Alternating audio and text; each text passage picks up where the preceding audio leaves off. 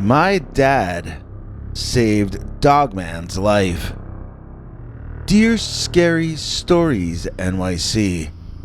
My dad told me a story about the Dogman that blew my mind. He told me it happened to him personally, and he looked me in the eye when he told the tale. According to my father, he once saved the Dogman's life from a bunch of hunters. On the one hand, I wonder, did Dad prevent all of us from having proof that Dogman is real? And on the other hand, I wonder if Dogman is more human than we know, and if the creature should in fact be protected from harm by law. Now, I grew up in Los Angeles, but my father only moved there when I was a baby. In fact, he and I are both Wisconsin natives, even though I don't personally have any memories of the place myself. Dad and Mom met and got married in Wisconsin and then had me. Then a job opportunity brought them out west before I was even 3 years old. But in the days before he met my mom, my father hung out with a bunch of friends who mostly enjoyed going on hunting and camping trips together. I don't know anything about hunting, so I apologize in advance if I don't know enough to give you too many details about what kind of weapons or ammo they had or what they were intending to be hunting. So the story starts as the group of men wanders through the woods and comes upon the stench of death. With a little more investigation, they discover a recent kill being devoured by a very large wolf. The men agree that's the largest and strangest looking wolf they've ever seen, and they prepare to back away slowly, not wanting to give the wolf the impression they intend to steal his dinner from him. Animals get extremely hostile if they think you want their food. That's one of the few things I know about nature. So everybody was in the process of leaving when my dad sees the dog stand up on his hind legs, and he's stunned. The dog walks over to a different area and looks off in the distance as though searching for something. My father stopped the other guys and pointed out the human behavior being exhibited by this canine animal. The men were transfixed as the creature finished looking for whatever it was looking for, then walked like a man back to his meal and went back to eating. "That's no dog," one of the men whispered. "That's the freaking Wisconsin werewolf." The men were in agreement that they were looking at a real, living Wisconsin werewolf. But past that, they agreed about nothing. One guy wanted to bag the Dogman, and another wanted to attempt to trap it. Someone else thought they should wait till he finished eating, then track him back to his lair. My father kept his opinions to himself, though. Dad told me that when he looked at this animal, he saw a man. Although the head was canine, with tall dog ears on top, the body was really more human than dog. Dad wondered if the soul were human or canine, just because it's killing and eating with its hands. That didn't make it primitive in Dad's mind. If he were driven to starvation, could he really say he might not do the same thing that beast was doing? He was doing what he needed to do to survive, and it was savage and ugly. But that didn't mean the soul inside the creature had to necessarily be savage as well. My father said that if he had a camera with him, he would have wanted to take a photo, but he didn't want to take anything else from that Dogman, and he most certainly did not want to take its life.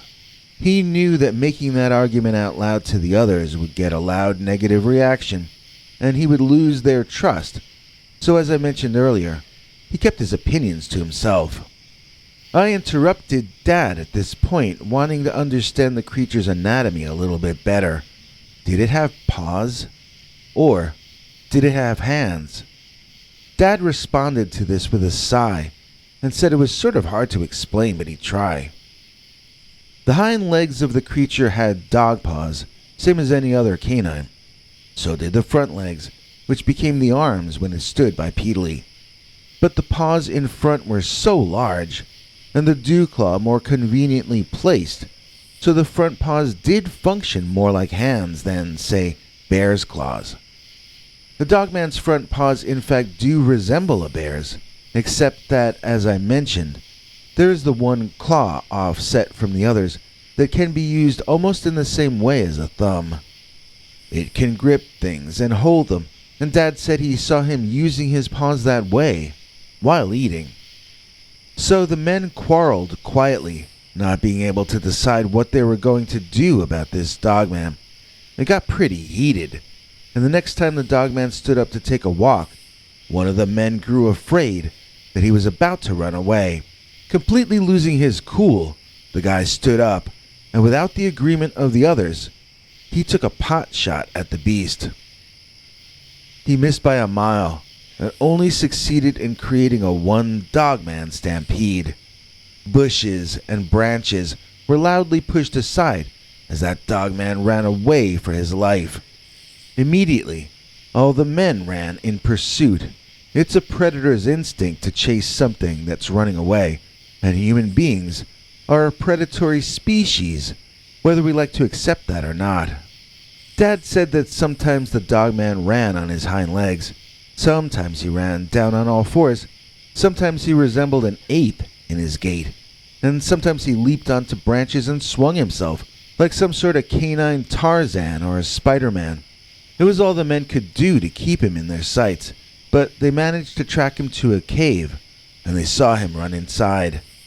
My father knew that cave, but none of the other men did. Again, Dad kept what he knew and what he felt to himself and began to formulate a plan. One of the men suggested creating a fire to smoke the Dogman out, but Dad finally decided to speak up. "No, don't start a fire," he insisted. "It'll only drive him out the back exit of this cave, and then we'll lose him for good." Understanding suddenly that my father had a familiarity with this cave that they lacked, the men quieted down and listened to him with complete attention. He gave the others directions to go in so they could cover the back exit of the cave. Then he said he himself would start the fire in the front of the cave and drive the creature back to them. He told them he'd wait for 20 minutes to know the men had reached the other cave entrance, and then he would start the fire.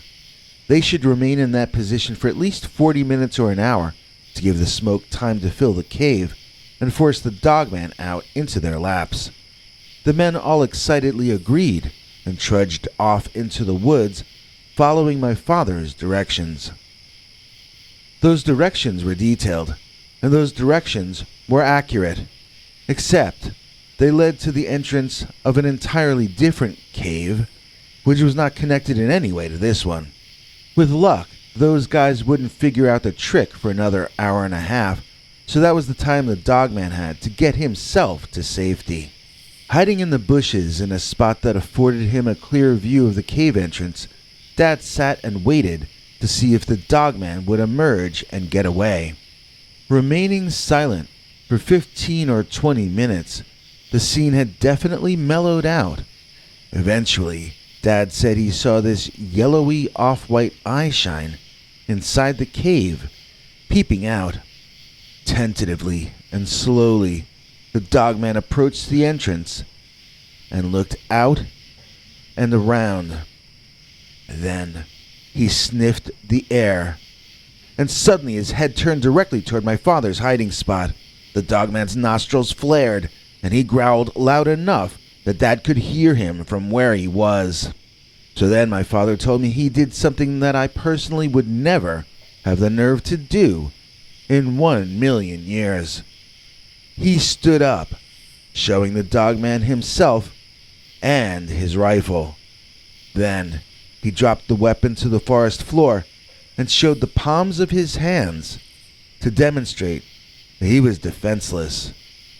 Now to me, that's crazy. If I saw a Dogman, I would want him to think I was armed, not unarmed, you know? It's like he was inviting the creature to tear him apart. The very brave gamble paid off, though. The Dogman saw his chance and ran off on his hind legs, disappearing into the woods and out of sight completely. Well, Dad lost those friends, but he said it was worth it. The Dogman was too much like a man for him to allow the others to gun him down like a criminal. That was the end of Dad's hunting period in his life, and it actually led to him meeting my mom and fathering me, so I guess it's all good, as they say. In fact, you might say I never would have even come into existence if the Dogman hadn't come between Dad and his friends. He might still be out there with them to this day, and he might never have met my mom. So for that reason, I'd like to say a little thank you to that Dogman in that cave for unintentionally playing matchmaker and giving me a chance to be alive. It's still hard for me to accept that my entire existence only happened because my dad saved Dogman's life. Matthew Frederick, he's the man. Without him, we'd have no plan. Please join us in thanking the grand and glorious Matthew Frederick for making this episode possible. In return, he gains access to our over 25 hours of archived, scary, uncensored Dogman stories, all far too wild to ever run on this channel. And now here's international TV spokesmongrel Henry Lee Dogman with the rest of the deets. Hank? Thanks for watching till the end. If you liked what you saw, please consider clicking like on the video or sharing it with your friends and family that you think might also be interested. If you would like to see more of our work, please consider subscribing and hitting that bell icon next to the subscribe button so that YouTube will alert you when we put out a new video. To become a channel member and gain access to our special perks, you can click that join link under each of our videos. Another option is to join our PayPal subscribers club at peterbernard.com. You can join for as little as 99 cents on YouTube or $1.50 at peterbernard.com, and that gains you access to our weekly secret uncensored episodes. If you'd like to see our 21 hours of archives of uncensored Dogman stories, then please join at the $3 level or above. To get to watch our shows in advance of the public, please join at our $10 level. That gets you all the perks. If you join our channel memberships, you need to check our community page here on YouTube in order to get the links to the secret videos and other perks. If you're in the PayPal subscribers club, Peter will email you all the news and links himself. Once joining the PayPal club, which is Peter's homemade club, please give him a chance to see that you've joined and to compose you a personal welcome email, as none of that is automated. But whichever you join, we'll name you an executive producer for the next available episode. Do you have a scary experience that you'd like to share with us? You can email us at scarystoriesnyc@gmail.com or call our Scary Stories voicemail hotline at 804-LA-SCARY. That's 804-537-2279. It's a Google voicemail box, so that means it keeps cutting off after every 3 minutes. If your story is longer than that, please keep calling back and we can piece it together on our end. Good night, and have a scary tomorrow.